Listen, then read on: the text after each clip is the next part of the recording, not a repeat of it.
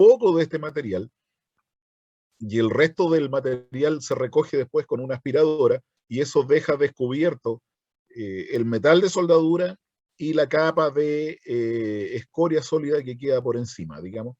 Y esto se va moviendo en esta dirección, hacia allá, en el sentido que indica esta flecha. ¿Ya?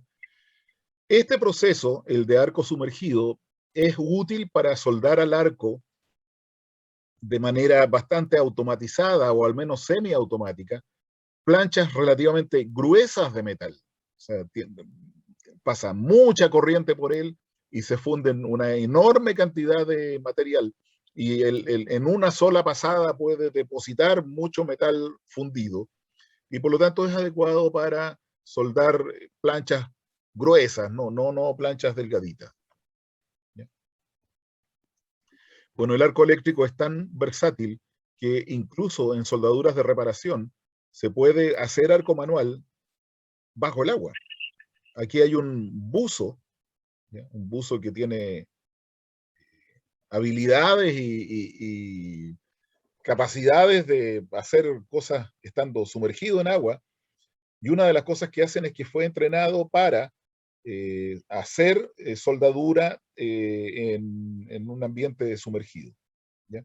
Y eso se puede hacer con el arco eléctrico sin muchos problemas. Bueno, en toda esta amplia gama de arcos eléctricos, una de las partes que más nos interesa mirar, porque es tal vez la que más se utiliza, digamos, es la que se llama arco manual, o en inglés se llama Shielded Metal Arc Welding, o arco, soldadura con arco recubierto. ¿Ya? En castellano se conoce como arco manual, punto. ¿Y de qué se trata esta soldadura? Bueno, hay un electrodo que está puesto en una pistola, que es la que tenía el caballero en la mano en la primera de las figuras que vimos antes, ¿no es cierto? Y ese electrodo tiene un núcleo de metal y un revestimiento de un material consumible fundente. ¿Ya? Entonces, el núcleo tiene una zona que está descubierta y ahí se pone la pistola y se hace el contacto eléctrico y el otro cable eléctrico para cerrar el circuito se amarra a la pieza, al metal base. ¿Ya? Se amarra al metal base. Entonces se genera un arco desde la punta del electrodo hacia el metal base. ¿Ya? Y ese arco eléctrico funde un poco del material base y funde el electrodo, genera una pileta de soldadura y por encima de la pileta de soldadura, producto del material que también se funde y que viene en el revestimiento, se forma una capa de escoria que aísla, que protege el material mientras está caliente, mientras está al rojo. Impide que el oxígeno llegue hacia la zona donde recién ha solidificado el material. ¿Ya? Entonces, esta unión soldada genera una pileta fundida. Esa pileta fundida da origen a un metal de soldadura, que es este que aquí aparece caracterizado, ¿no es cierto? Encima del metal de soldadura se deposita una capa de escoria que después hay que retirarla. Entonces, el soldador la golpea primero con un martillo, después le pasa una escobilla y la limpia bien, entonces la escoria hay que retirarla. Y finalmente queda una unión soldada de este tipo, donde el metal de soldadura es un poco más alto, tiene como un cototo, digamos, en relación al metal base. ¿Ya? Bueno, pero alrededor del metal de soldadura, por la orilla, en la parte que no se fundió, en la parte que quedó sólida en el metal base, se produce un ciclo de calentamiento y enfriamiento. Y ese ciclo de calentamiento y enfriamiento determina una zona que se llama la zona afectada térmicamente, la SAT. ¿Ya? En inglés esto se dice Heat Affected Zone. ¿Ya? HAZ. Bueno, en este tipo de soldadura, cuando se mide la temperatura, digamos, la temperatura es como una cosa No, pero bien, ¿por qué hace eso? es una cosa un tanto especial No se te porque ocurra. la parte más alta de la temperatura está en la zona donde está el metal líquido, y ahí donde está líquido el metal es una pileta líquida más o menos homogénea, y hacia las orillas, desde la pileta líquida hacia afuera, adopta una forma muy peculiar porque Oye, la tú que pileta ya te líquida se manejas va en el moviendo. tema, ¿desde qué mes se empieza a contar ¿Quién tiene abierto el micrófono para que lo se cierre, por puede favor? tratar de la mujer? Ya. Entonces, desde la pileta líquida hacia afuera, digamos, se genera una distribución de temperaturas, que es una distribución de temperaturas que va moviéndose, va viajando con la punta del electrodo, que es donde va formándose la pileta líquida. Entonces, en ese viaje, ¿no es cierto?, el material adopta una distribución de temperaturas eh, que es bien característica. Es como que nosotros tomáramos un mantel de una mesa y lo levantáramos así. Entonces, la parte que está por aquí es la que tiene la más alta temperatura y hacia las orillas, ¿no es cierto?, va bajando la temperatura hasta que el mantel que todavía está apoyado en la mesa es el que mantiene la temperatura del metal base. Para que se hagan una idea de cómo es la cosa. Bueno, y aquí tenemos un gráfico que aparentemente es complicado, digamos, pero en realidad uno no tiene para qué hacerlo tan difícil. ¿Ya? Aquí en el eje Y, en el medio, en este eje que está en el centro, está la temperatura. ¿Ya? Y hacia la derecha, hacia este lado, está el diagrama hierro-carbono, el conocido diagrama hierro-carbono que todos hemos visto anteriormente, el diagrama de fases. ¿Ya? Bueno, este diagrama de fases hierro-carbono, vamos a suponer que el metal base, este metal, tiene 0,3% en peso de carbono. Entonces, el metal base está descrito por esta línea que está en 0,3%. ¿Ya? Entonces, la línea, desde esta línea hacia la izquierda, tenemos un esquema, un gráfico donde aquí en el eje X está la distancia desde el centro de la pileta fundida hacia afuera. ¿Ya? Entonces tenemos en el centro de la pileta fundida, el gráfico nos dice cuál es la máxima temperatura que se alcanzó. Y a medida que nos alejamos de la pileta fundida, cómo va disminuyendo la temperatura, cómo va disminuyendo la temperatura, hasta que llegamos al punto donde la temperatura ya es más o menos la temperatura del metal base sin alteración. ¿Ya?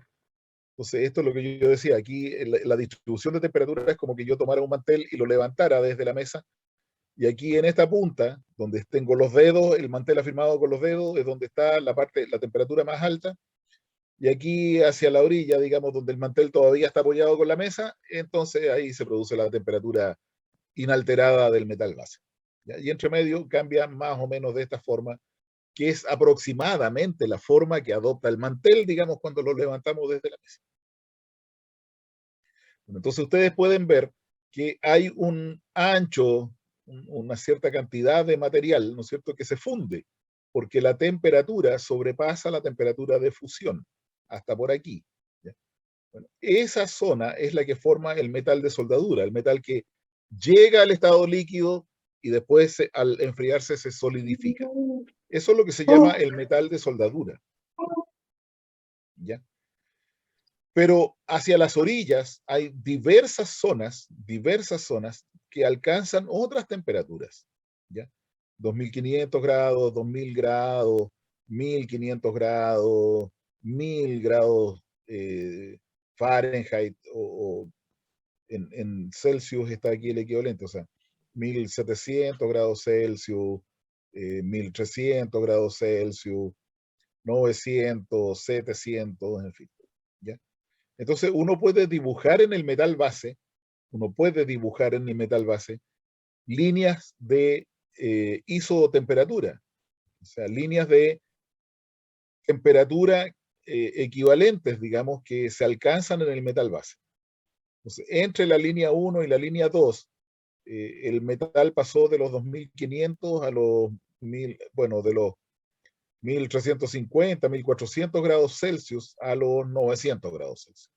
¿Ya? O sea, aquí, desde el borde del metal de soldadura hasta la línea 2 aproximadamente, todo el metal base nunca fue líquido,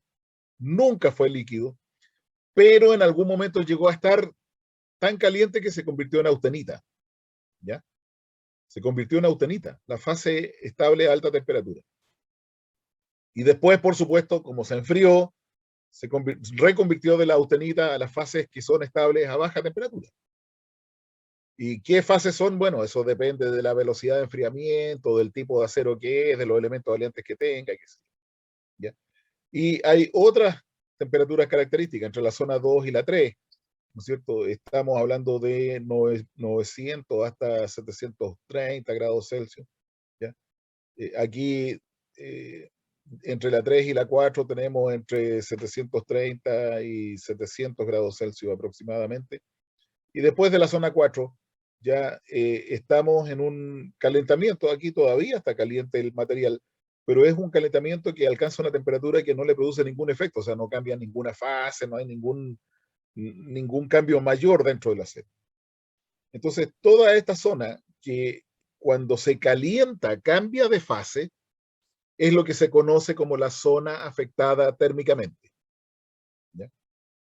Entonces, todo y dentro de la zona afectada térmicamente hay lugares que tienen un calentamiento más importante y enfriamiento más brusco, y otros lugares que tienen un calentamiento menos importante y un enfriamiento más suave. ¿Ya? Profe, Dígame, ¿puedes retroceder un poquito? puedo retroceder. Sí, creo, o sea, no entiendo bien la parte izquierda del gráfico. O sea, la parte derecha entiendo cómo leerla, pero no entiendo cómo hacer la lectura de la parte izquierda del La parte gráfico. izquierda es una curva, esta curva que está acá es la temperatura máxima que alcanza el acero a esa posición. ¿Se entiende? Sí. Y eso es Es como que yo hubiese 1, el 2. puesto termómetro aquí, ¿no es cierto? Y el termómetro me indica, llegó hasta esta temperatura y después empezó a bajar. Y un poquito más cerca al metal de soldadura llegó un poco más alto y empezó a bajar. Y por aquí, bueno, llegó hasta metal líquido y después de ser metal líquido empezó a bajar y se solidificó. ¿Se entiende? Usted me había dicho algo, perdón. No, sí, no, más o menos, no. Sigo sin entenderlo bien, pero no, sigamos nomás, porque igual creo que voy a ir cachando a medida que Bueno, sigamos en viendo. todo caso, esta curva que hay aquí, es la máxima temperatura que se alcanza en cada punto. No es la temperatura permanente, ¿no? Lo que se calienta hasta esa máximo y después empieza a disminuir durante la soldadura, ¿ya? Eso es relevante. ¿Ya no te quedan más dudas? No, sigamos. Ya. Entonces, en el proceso de arco eléctrico, la unión del material es mediante un plasma que tiene una temperatura bastante alta, o sea, el plasma es lo que se forma ahí en el arco eléctrico, entre el electrodo y el metal base, esa zona gaseosa, ¿no es cierto?, que está donde está desarrollándose el arco. Hay un estado de la materia que ni siquiera es gaseoso, se llama plasma, porque los electrones se pierden, viajan por su cuenta, digamos, en el gas, y los átomos quedan ionizados. Entonces, después cuando chocan los núcleos con el material, capturan electrones y vuelven a reconfigurarse electrónicamente los átomos. Pero esa condición se genera a una temperatura muy alta, del orden de 5000 kelvins, o sea, 4700 Celsius o algo por el estilo, ¿ya? Well, Y esta zona de plasma implica fusión localizada de las partes donde uno quiere unir. Por eso que el arco tiene que ser dirigido, porque yo no puedo fundir cualquier cosa. Tengo que fundir ahí donde quiero desarrollar la unión soldada. ¿Ya? Y ese plasma y esa fusión localizada genera elevaciones de temperatura en los sólidos cercanos, digamos, en las porciones del sólido que están cercanos, que da lugar a transformaciones de fase dependiendo de la temperatura que alcancen en el proceso de calentamiento y enfriamiento. ¿Ya? Entonces, ese proceso de calentamiento y enfriamiento sin llegar a líquido que se produce en la zona afectada térmicamente se llama el ciclo térmico. Y en un depósito se generan la zona fundida, que se calentó hasta líquido y se solidificó, la zona afectada térmicamente, que es expuesta a temperatura por debajo de líquidos, pero por encima de la temperatura que transforma el sólido a austenita, ¿ya? Y que nunca fue líquido. Es una zona que sufre transformación de fase, pero no deja de ser sólido. ¿Ya? Y finalmente está la zona que no sufre de transformaciones. Entonces aquí tenemos un cordón de soldadura depositado en la superficie de un material. Claramente este es el lugar donde están las granos columnares, ¿no es cierto? Es el metal fundido que se solidificó. Tiene una estructura típica de solidificación. Y aquí por la orilla está la zona afectada térmicamente. ¿Ya? Es una zona que se calentó, cambió de fase a austenita y después se enfrió y la austenita al enfriarse cambió de nuevo a otra cosa. ¿Ya? Y todo esto que ocurre en la zona afectada térmicamente ocurre en un metal que nunca fue líquido, siempre fue un metal sólido.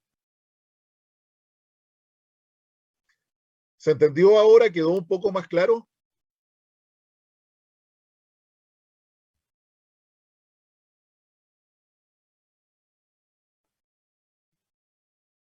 Sí, profe. Por fuera de la zona afectada térmicamente está el metal base, que es el lugar donde se produjo, si es que un leve calentamiento y después un enfriamiento, pero que no alteró ninguna de las características del material. ¿Ya? Bueno, aquí tenemos un experimento. En la posición A, aquí abajo, en la posición A se puso una termocupla. Y en la posición B, aquí en la orilla, se puso otra termocupla. Y se realizó la fabricación del arco eléctrico. Y con las termocuplas,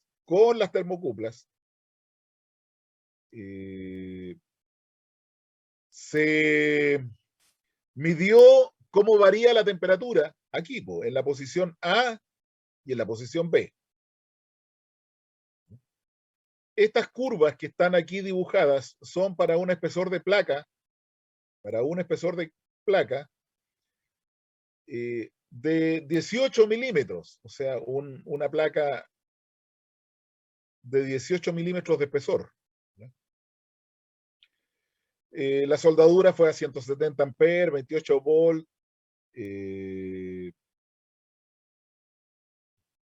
6 inch per minute, o sea, 6 pulgadas por minuto de velocidad de avance. El electrodo es el E7016, 4 milímetros de diámetro, y el espécimen tenía 150 por 350 milímetros, y nos dice, bueno, el ancho era variable, el espesor era variable. ¿Ya? Entonces, tenemos un espesor de 18 milímetros, un espesor de 24 milímetros y un espesor de 30 milímetros. Estas curvas, las que están aquí dibujadas, son para una plancha de 18 milímetros de espesor. ¿Ya? Entonces,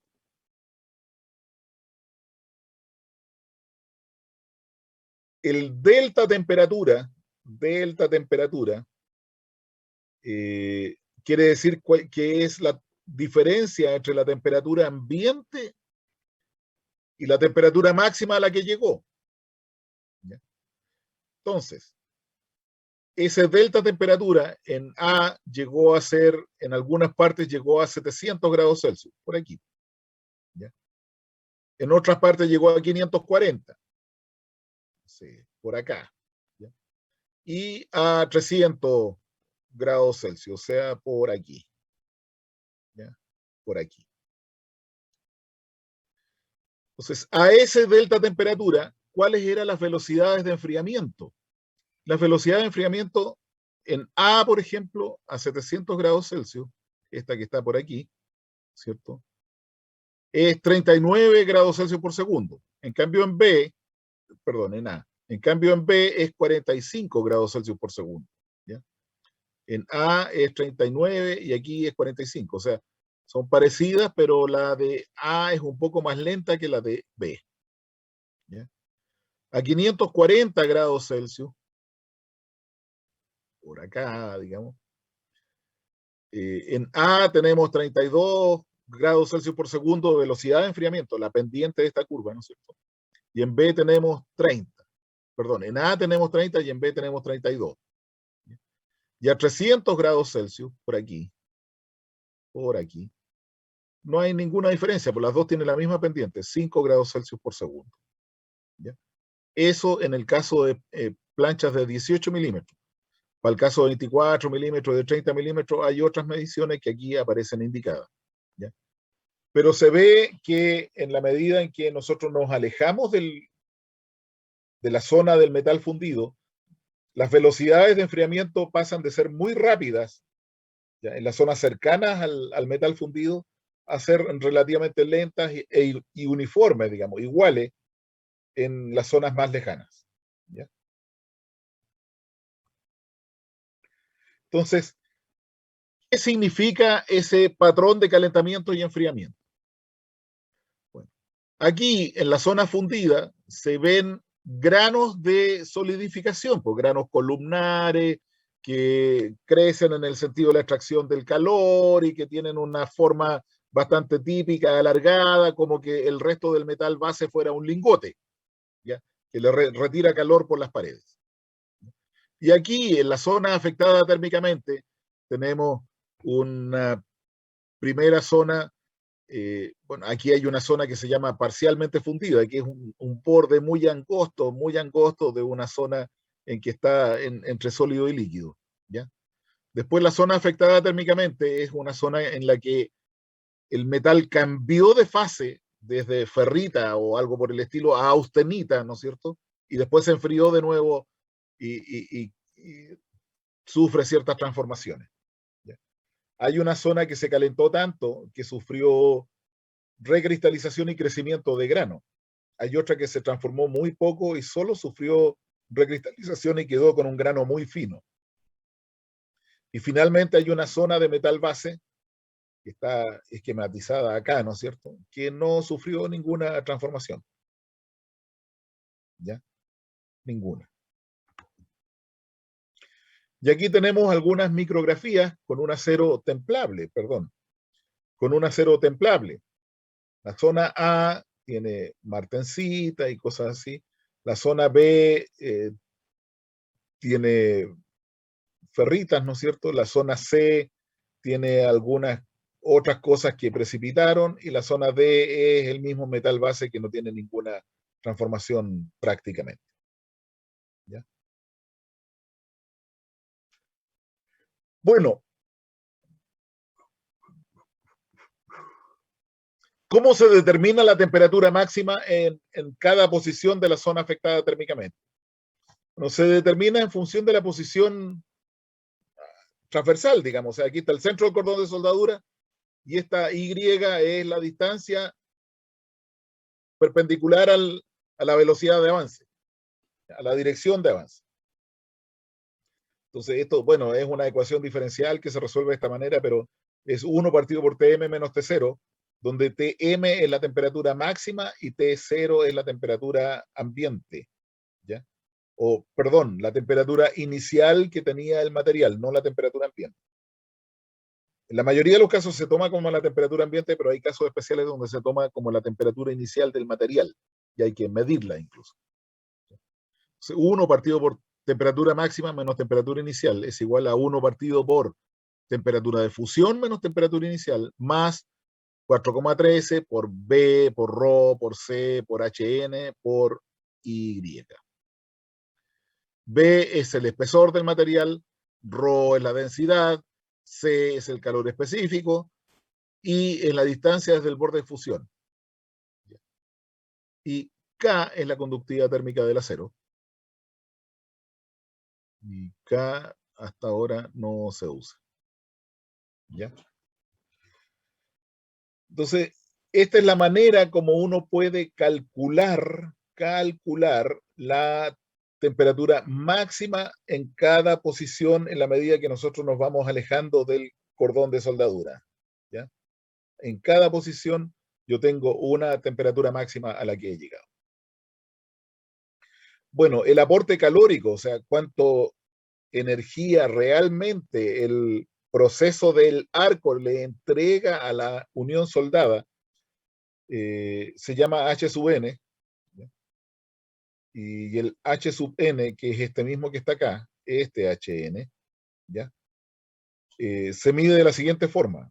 Tiene un factor de eficiencia térmica del proceso por el voltaje, por la corriente, partido por la velocidad. ¿Ya? Entonces, la eficiencia térmica del proceso es una cosa que se ha medido empíricamente en distintos procesos. Metal arc welding, metal mantle welding, shielded arc welding y tungsten inert gas. ¿Ya? Aquí hay factores de eficiencia para distintos procesos, ¿no es cierto?, que fluctúan entre el 0,6 para la soldadura TIG hasta 1 para la soldadura submerged arc welding. ¿Ya? Esta es la soldadura de arco sumergido.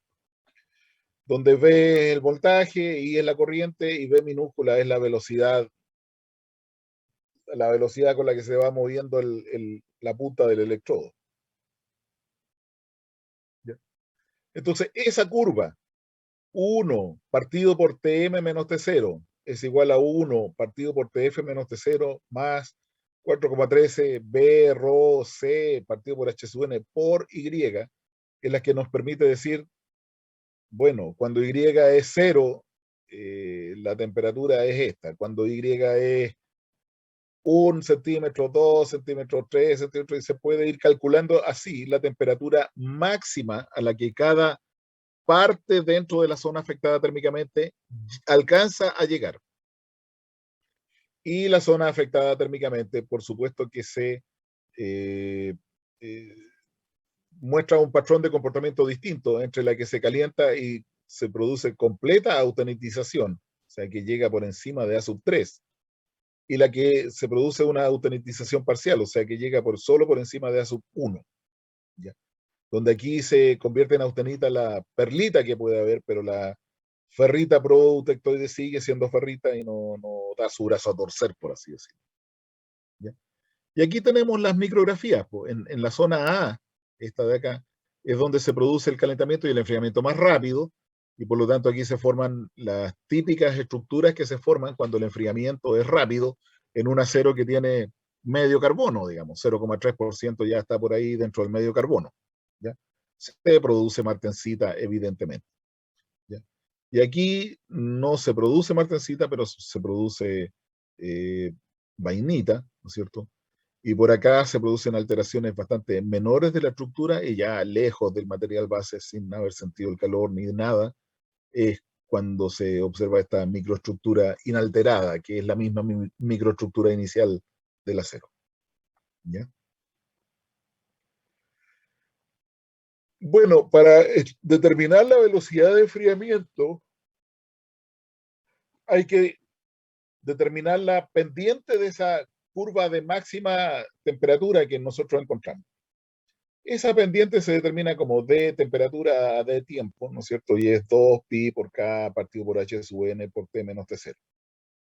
Si la plancha es plancha gruesa, es decir, el arco eléctrico percibe que le están retirando calor en 3 dimensiones, o sea, que le están retirando calor por acá, que le están retirando calor por allá, que le están retirando calor por acá, que le están retirando calor por allá y que también le están retirando calor por acá. O sea, es un retiro de calor, un enfriamiento tridimensional.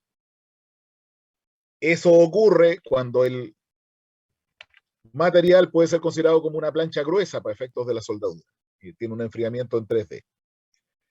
Si la condición es plancha delgada, el enfriamiento es solo 2 dimensiones, o sea, le están retirando calor para allá y le están retirando calor para acá, porque el espesor es muy pequeño y no le pueden retirar calor ni para arriba ni para abajo.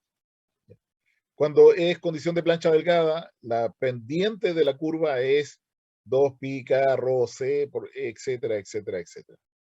Donde el parámetro tau, este parámetro, que se calcula de esta manera, nos dice si es una plancha gruesa o es una plancha delgada. ¿Ya? Entonces,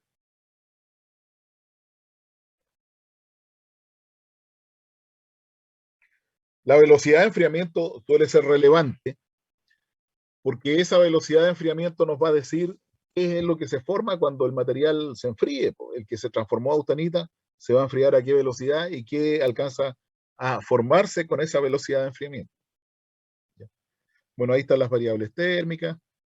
Aquí nuevamente tenemos el mismo montaje térmico, ¿no es cierto? Tenemos una termocupla inserta ahí que pasa justo tangencial el cordón de soldadura y aquí tenemos distintas curvas de enfriamiento. Esta es para 700 grados Celsius, para una persona, para una temperatura inicial de 150 grados Celsius, una temperatura, esta es para una temperatura de 0.7 grados Celsius, muy cercana a cero. Y así vemos cómo cambia la temperatura, digamos. ¿Ya? A 700 grados es la zona más pegada al cordón de soldadura. A 540 ya es una zona que está media separada, ya a 300 grados Celsius es una zona que queda callada, que no tiene nada que decir casi respecto de esta unión soldada. ¿Ya?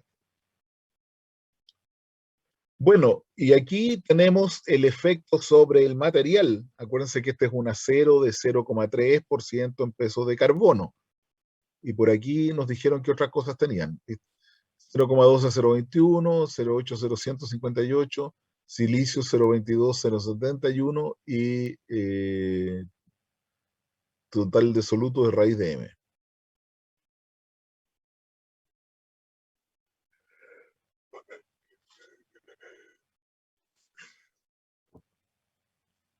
Ya.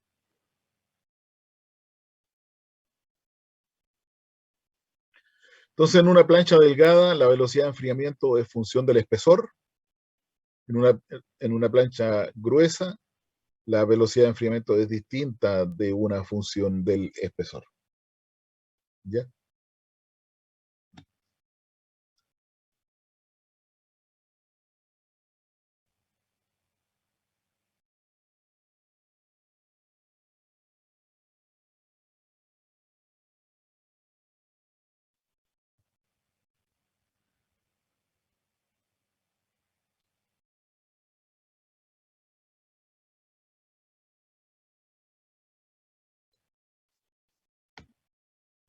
Y aquí tenemos las velocidades de enfriamiento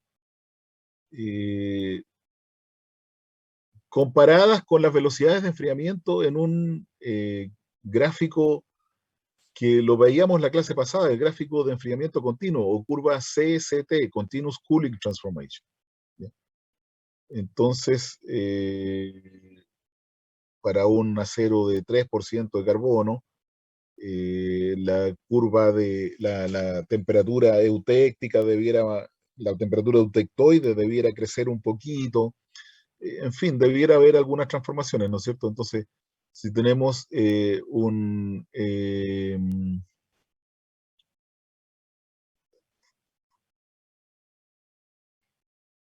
la necesidad de producir algún tipo de microestructura, tenemos que saber que esta velocidad, si nuestra velocidad de enfriamiento es más lenta, no vamos a producir ningún cambio porque se va a enfriar por acá el material y va a llegar a la perlita que tenía antiguamente.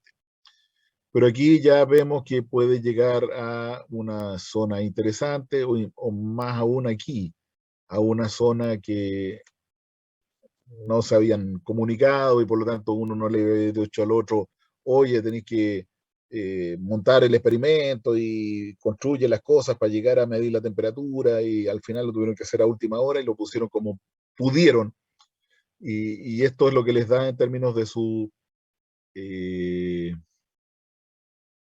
diagrama, ¿no es cierto?, de temperatura, tiempo de transformación para efectos de el cobre que se enfría con agua de mar.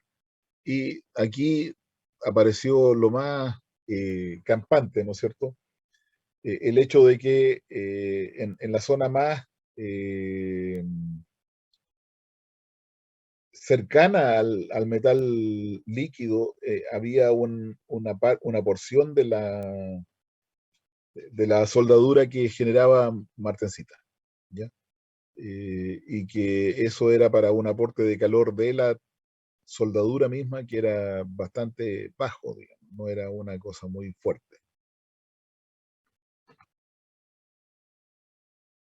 Bueno,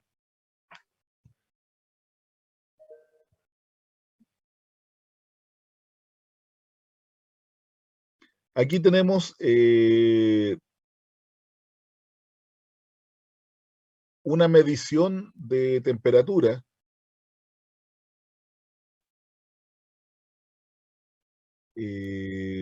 no, perdón, no es una medición de temperatura, es una medición de tiempo. Tiempo que lleva a enfriarse desde los 800 grados hasta los 500 grados Celsius en segundos. ¿Ya? Y lo que sí hay es una colección de puntos medidos con distintos procesos de soldadura. Por ejemplo, puntitos abiertos son de Shielded Metal Arc Process, o sea, arco manual, usando varios electrodos recubiertos.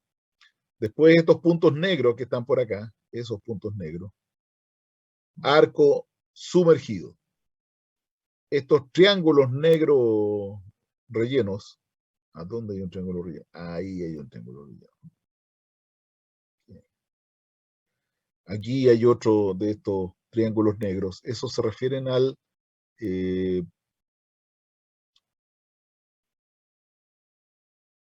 proceso gas metal arc con argón. ¿Ya? Y estos triángulos abiertos, ahí hay uno, ahí hay otros, ¿no es cierto? Se refieren al proceso gas metal arc usando, en vez de argón, que es un gas inerte, usa CO2, que es un gas que se llama activo.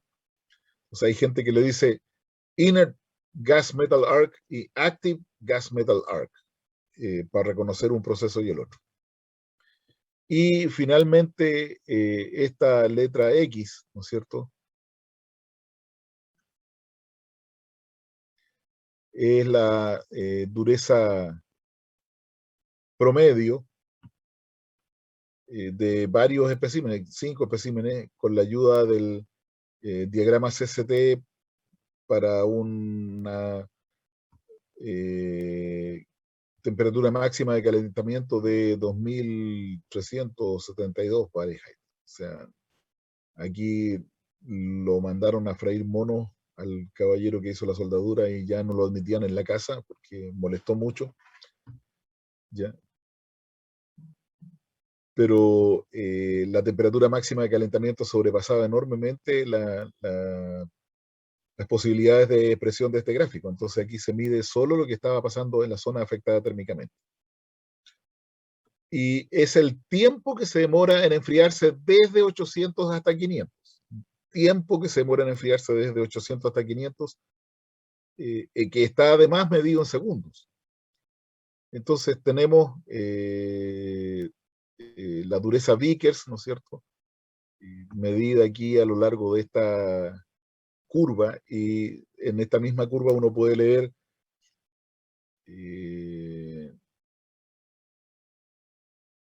el tiempo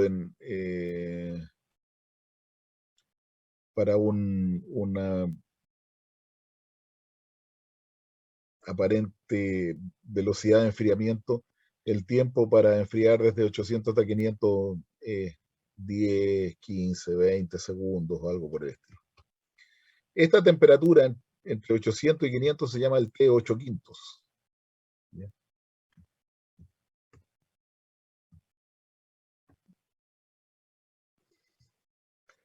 Bueno, y aquí tenemos dos curvas de dureza medidas en la zona afectada térmicamente para un acero HT52 de 20 milímetros espesor, 0,2% de carbono, bastante, relativamente bajo, el 0,2% es más o menos lo mínimo que se considera necesario para poder templar el acero, 1,38 manganeso, 0,23 silicio, y el carbono equivalente es 0,44. ¿Ya? Y depósito realizado con 170 amperes, 25 volt y 150 milímetros por minuto. Entonces se hizo el depósito y se midió aquí en la línea A un perfil de dureza y en la línea B, o sea, exactamente tangencial al fondo, otro perfil de dureza. Cosas notables en este perfil de dureza. Por ejemplo, en el perfil B, la dureza máxima es 450 grados Celsius por ahí, ¿ya? Que se produce justo cuando la línea esta de medición toca el fondo del fondo, que quedó metido en una cuestión así baja, en un hoyo, cuando midió en el fondo la temperatura. Y en, en el perfil A, ¿no es cierto? La dureza máxima ahí al borde del metal líquido también es 450. ¿Ya? Pero esa ocurre en dos puntos. Aquí, al borde del metal líquido en esta parte de acá y al borde del metal líquido en esta otra parte de acá. ¿Ya? Entonces, la dureza puede llegar a ser una dureza bastante importante, digamos. 450 Vickers.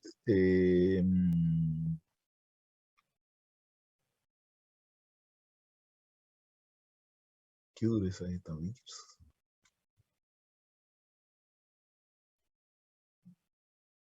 Sí, probablemente es dureza Vickers, aunque no lo dice.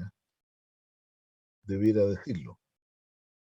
Bueno, la vamos a tomar por dureza Vickers. La dureza Vickers de 450 grados, de 450 Vickers es una salvajada, digamos, es una temperatura y a una velocidad muy grande para traerlos.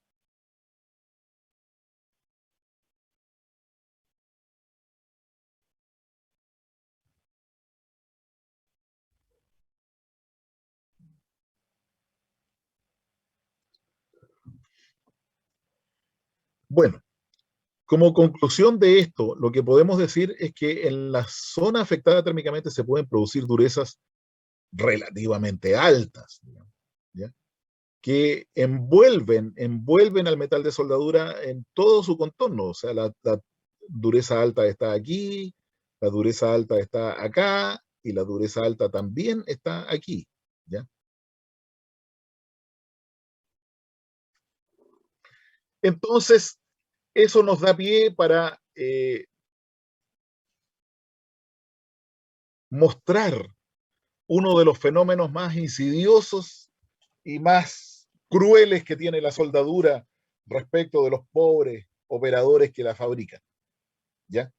Esto se llama el agrietamiento en frío. El agrietamiento en frío es un defecto muy, pero muy insidioso. Y consiste en lo siguiente: nosotros fabricamos una unión, esto ocurre solo en los aceros estructurales, no en los otros aceros. ¿Ya? Nosotros fabricamos un cordón de soldadura y lo fabricamos con mucho cuidado, con mucha dedicación, en fin, y fue exitoso el cordón de soldadura, lo miramos, lo inspeccionamos, no se vio absolutamente nada, estaba todo bonito, ¿no es cierto? Limpiamos bien la escena del crimen, nos vamos a la casa a descansar, dormimos como benditos porque tenemos la conciencia limpia por el trabajo bien realizado, volvemos al otro día después de varias horas y ¡oh, catástrofe! Han aparecido grietas en la zona afectada térmicamente, no en el metal de soldadura, sino que en la zona afectada térmicamente. ¿Ya? Grietas que hay que reparar. no se puede quedar así el material. Entonces, son grietas que aparecen con un efecto de tiempo retardado. No inmediatamente después de la soldadura, sino que se demoran un tiempo. 24, a veces hasta 72 horas después, antes de que aparezcan las grietas canallas, esas grietas en frío. ¿Ya? Entonces, bueno, aquí hay una descripción. Grietas de borde, grietas transversales, como la 4, ¿no es cierto? Ese tipo de grietas. Grietas de raíz, como estas que aparecen aquí en el fondo de la soldadura, no se ven tan evidentemente a simple vista. Y grietas bajo el cordón, ¿ya? Como esta grieta 1 que hay aquí, una grieta bajo el cordón. Cualquiera de esas grietas, ¿no es cierto?, puede ser considerado un defecto grave. Entre paréntesis, este tipo de unión, cuando nosotros tenemos una plancha que se coloca encima así de una plancha atravesada, se llama unión de filete. Y cuando tenemos este tipo de unión, que las dos planchas están tocándose por el costado, por el borde solamente, se llama unión de tope. Entonces, en una unión de tope tenemos este tipo de grietas y en una unión de filete tenemos este otro tipo de grietas que están aquí descritas. Y para la mayor desazón de nuestros viejos soldadores, esas grietas aparecen un día y medio, 2 días después de que hemos elaborado la unión soldada. Y nos habíamos ido tan contentos pensando que estaba todo bien y que no había ningún problema. Bueno, el agrietamiento en frío se puede producir en grietas de este tipo. Estas son soldaduras estructurales en una pieza de tubería metálica, ¿ya? Y pueden ocurrir bajo el cordón, de raíz, de borde o transversales. Cualquiera de ellas son grietas que aparecen en frío, ¿ya? Aquí tenemos, por ejemplo, una grieta de raíz,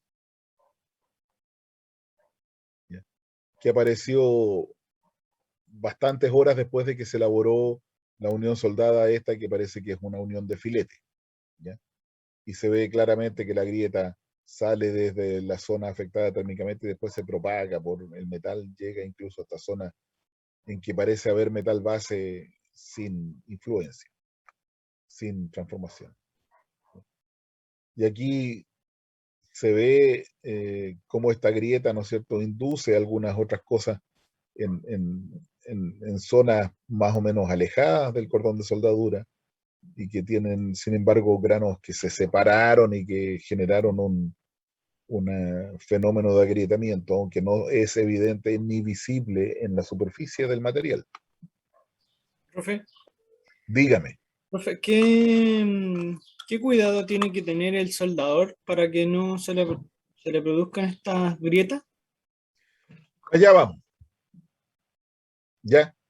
Entonces, en los aceros estructurales, el problema para resolver la dificultad de soldarlos es evitar que se produzcan estas grietas. ¿De acuerdo? Entonces, la soldabilidad de los aceros estructurales tiene que ver con el problema de estas grietas en frío, el agrietamiento en frío, que se manifiesta en ese tipo de acero y cómo lo podemos evitar.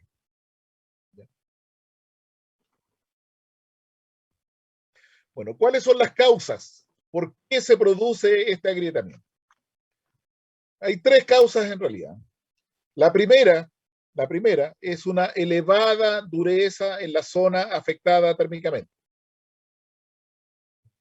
Entonces, si nosotros en la zona afectada térmicamente tenemos un ciclo de calentamiento y un enfriamiento que baja a una velocidad muy, muy rápida de enfriamiento, se forma una fase dura que se llama martensita, ¿ya?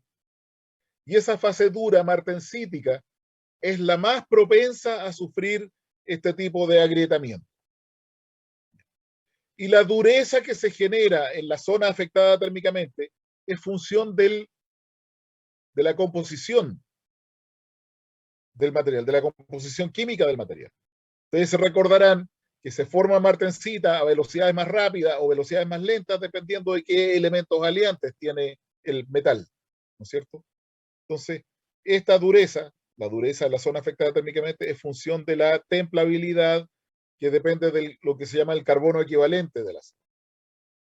¿Ya? Y ese carbono equivalente es el que determina si forma o no martensita con la velocidad de enfriamiento que el ciclo térmico genera.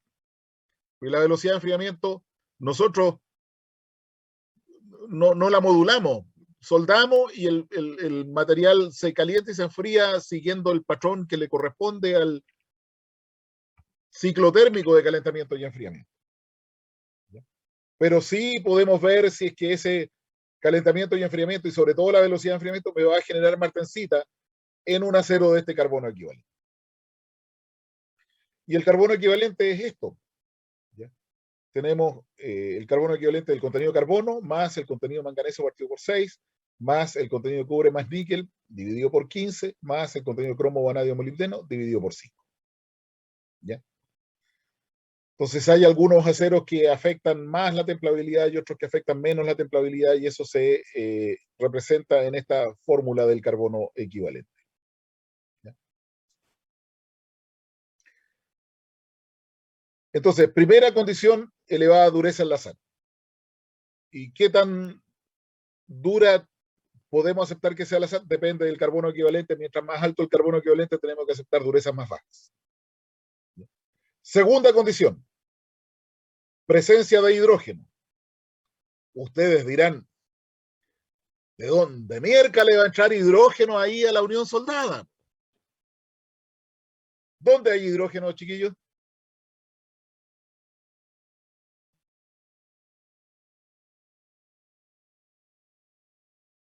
¿Dónde hay hidrógeno aquí? ¿O dónde puede haber hidrógeno? ¿Qué se les ocurre?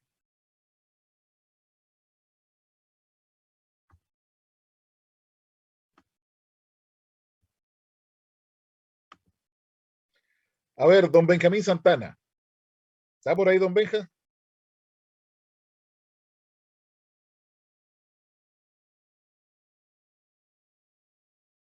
¿Está don Benjamín o no?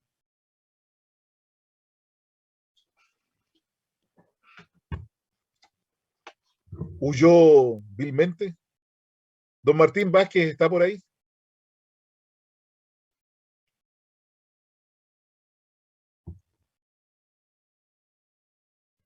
Nadie está prestando atención. Don Baltasar Galvez, ¿está por ahí, don Baltasar? Sí, yo estoy, pero no sé dónde podría entrar como la soldadura, la verdad. Por eso no interviene. Mire, la primera fuente de hidrógeno es suciedad. O sea, si en la zona de la soldadura hay aceite, grasa, pintura, todas esas cosas son orgánicos, tienen solventes orgánicos que tienen hidrógeno. ¿Ya? Entonces, primera receta, si voy a soldar, limpie bien la cuestión. Déjela sin grasa, sin aceite, sin pintura, limpiecita. ¿Ya? Pero aún así todavía puede haber otra fuente de hidrógeno. ¿Sabe dónde hay una fuente de hidrógeno? En el aire que está alrededor. En el aire. La humedad que está en el aire. ¿Y cómo se mete la humedad del aire a la unión soldada? Esa humedad se absorbe en el revestimiento del electrodo. Entonces el revestimiento del electrodo queda con un contenido de humedad. Y desde el revestimiento del electrodo se mete a la unión soldada. ¿Ya? Entonces, hay electrodos especiales que se manejan de una manera especial para soldar estas cuestiones y que vienen sellados al vacío. Sellados al vacío. Empaquetados con más cuidado que un filete, digamos. Que un filete de guayú. ¿Ya? Entonces, cuando uno abre el paquete al vacío, tiene 2 horas para usar ese electrodo, porque en esas 2 horas uno está seguro, desde que abrió el paquete, uno está seguro que no tiene humedad suficiente como para incorporar hidrógeno a la unión soldada. Si pasaron 2 horas, tiene que descartar esos electrodos y usar otros electrodos nuevos, abrir un paquete nuevo. ¿Ya?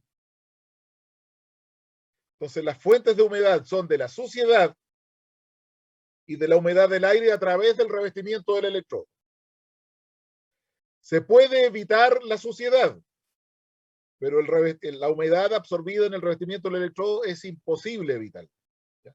Entonces hay que usar los electrodos de manera tal de que esté garantizado de que no se produce la absorción de humedad. Y ser rigurosos con eso. Los electrodos que no los alcancé a usar, ¿los podría usar después si le hago un tratamiento? Sí. Hay que hacerles un secado al vacío, en un horno al vacío, calentarlos para que se sequen hasta los 200, 250 grados Celsius, y después volverlo a almacenar al vacío, para que no absorban humedad y se transporten hasta la zona del electrodo, y recién cuando se abre tienen de nuevo 2 horas para poder volverlo a usar. ¿Ya? Entonces, elevada dureza, presencia de hidrógeno y tensiones residuales. Las tensiones residuales están siempre presentes en una unión soldada. ¿Ustedes saben cuáles son las tensiones residuales? ¿Han oído hablar de ellas?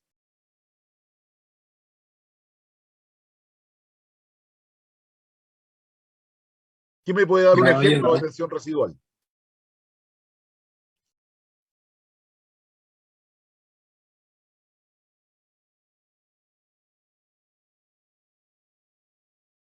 A ver, yo les voy a dar un ejemplo. ¿Quién ha hecho pulpitos de salchicha? Todos han hecho pulpitos de salchicha, supongo, ¿no? ¿Sí o no?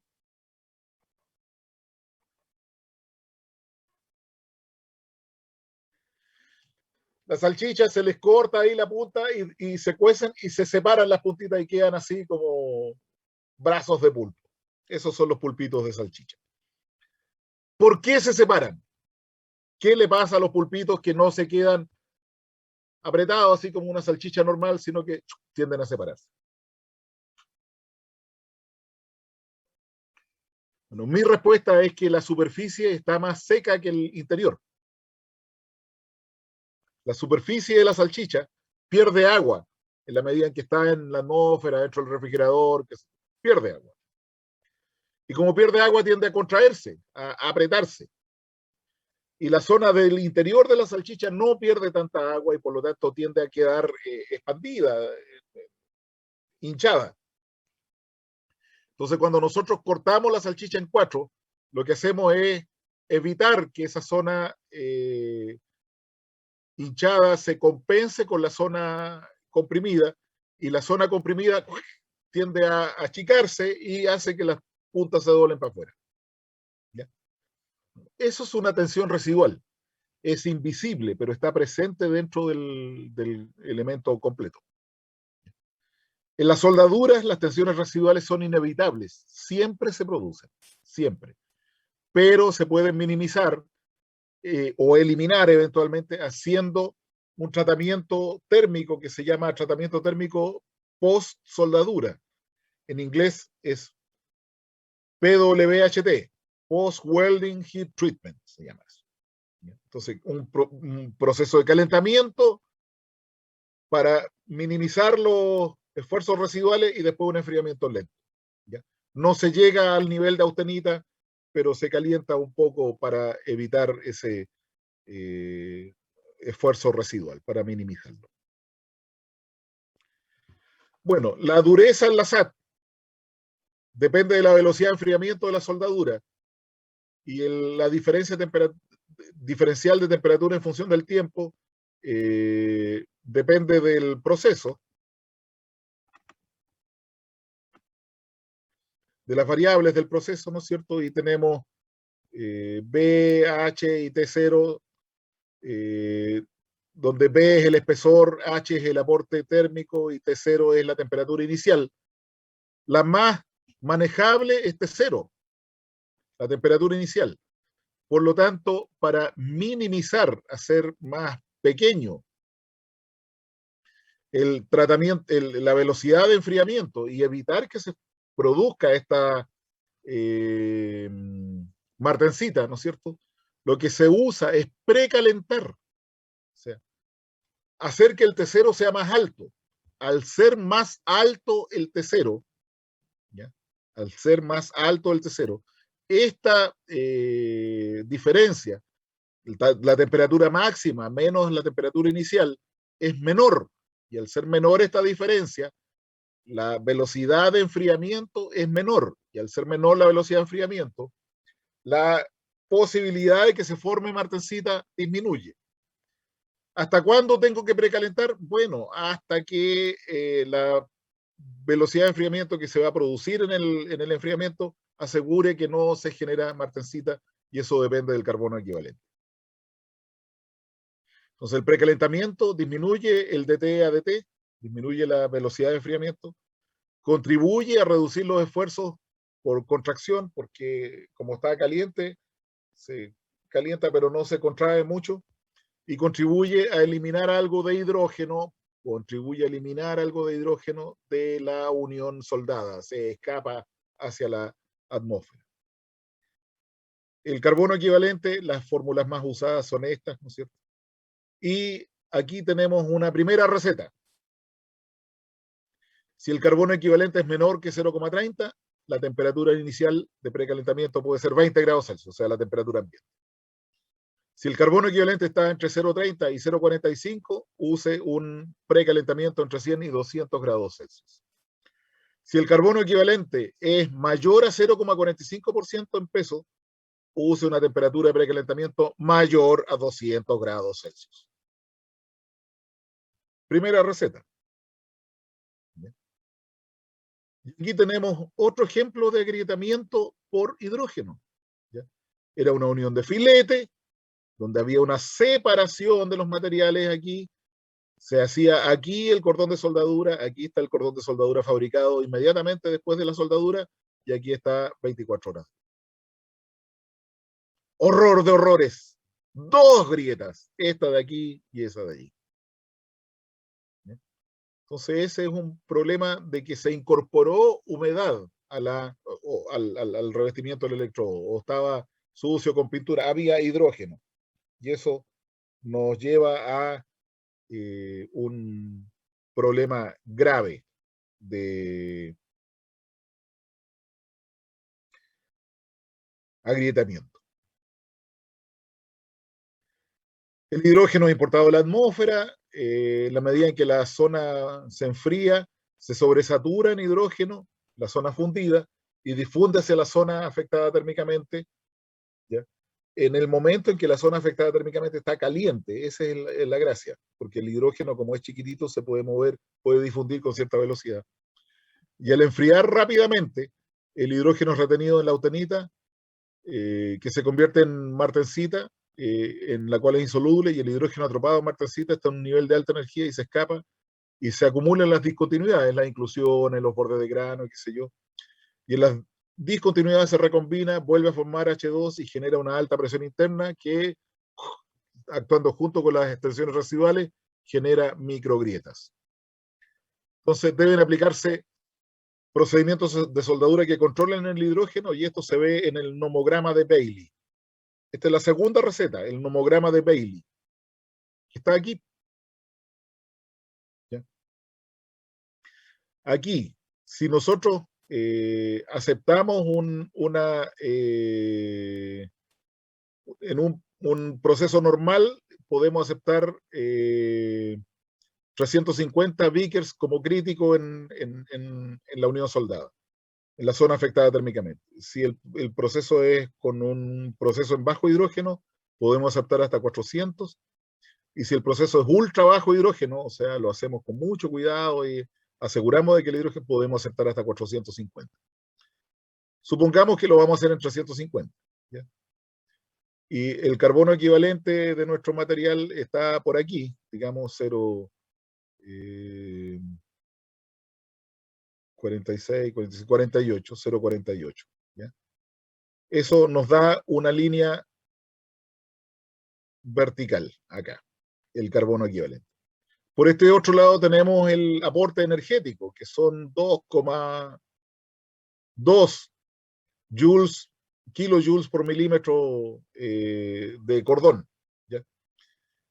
Y aquí tenemos el espesor combinado. El espesor combinado en milímetros se mide según están estas figuras acá. ¿Ya? El espesor de una más el espesor de la otra, y en fin. Y el espesor combinado vamos a suponer que está entre 50 milímetros, ¿no es cierto? Tenemos 2,2 kilojoules por milímetro, una línea vertical, cruzamos aquí en 50, una línea horizontal hasta cruzar con la vertical, y esto nomograma nos dice que tenemos que precalentar un mínimo de 125 grados Celsius para evitar el agrietamiento. ¿Ya? Esta es la segunda receta, es más precisa, pero sirve solo, no se olviden, para aceros estructurales. Las tensiones residuales, bueno, son esfuerzos autoequilibrantes, tienen montones de efectos, deterioro por fatiga, disminuye la capacidad de carga en fractura, en fin. Se puede medir por varios métodos, ¿ya? Y se pueden eliminar por tratamientos térmicos, ¿ya? Para el post-welding heat treatment se calienta entre 500 y 600 grados, 650 grados Celsius más o menos, por una media hora, una hora, depende del espesor, y después se enfría lentamente. Y aquí es la razón por la cual quedan tensiones residuales. En el momento en que estamos con el cordón de soldadura de la pileta fundida, tenemos una diferencia de temperatura bastante grande. Cuando ya se está enfriando, la diferencia de temperatura tiende a disminuir. Entonces la tensión aquí cambia de esta manera, y cuando ya se enfrió, quedan los esfuerzos residuales puestos de esta forma. ¿Ya? Y quedan esfuerzos residuales en el sentido longitudinal del cordón y en el sentido transversal del cordón. ¿Ya? Y eso es bastante malo, es necesario eliminar las tensiones residuales. En la mayoría de los casos es súper bueno hacer un tratamiento de alivio de tensiones. ¿Ya? El tratamiento térmico post soldadura, bueno, a 600, 650 grados Celsius, estamos hablando de 1200 por aquí, ¿no es cierto? Se reduce en una hora, se reduce hasta menos del 90%, hasta un 10%, algo así, casi el 100% del esfuerzo residual generado. ¿Ya?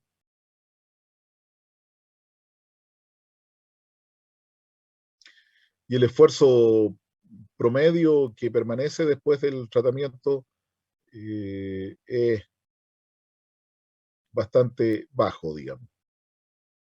¿Ya?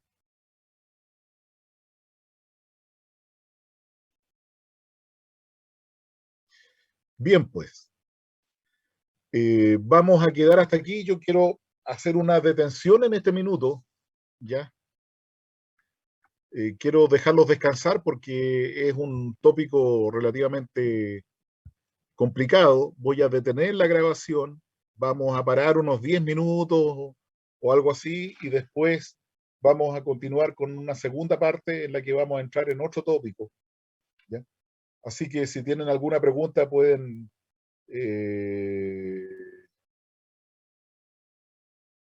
prepararlas ahora para poder hacerlas cuando volvamos, ¿cierto? Vamos a descansar 10 minutos y volvemos, ¿ya? Voy a detener la grabación en este momento.